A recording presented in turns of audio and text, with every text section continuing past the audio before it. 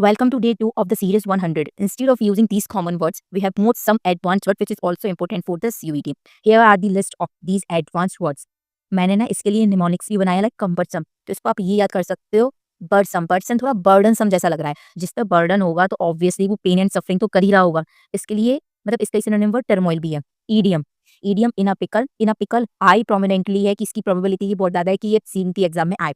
In a soup, इसका भी same meaning है कि आप पेन में हो, आप सफरिंग में हो, आप ट्रबल में हो, तो ये भी आप याद रखना।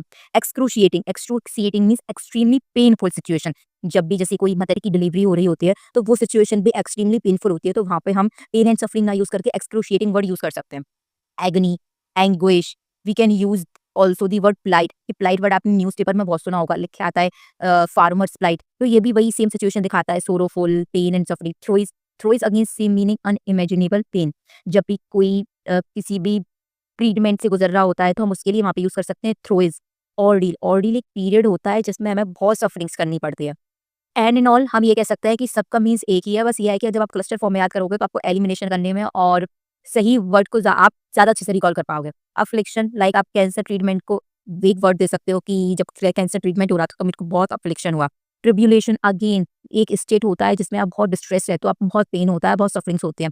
तो if you know any other word related to it, just comment below it and do subscribe for more. Bye bye.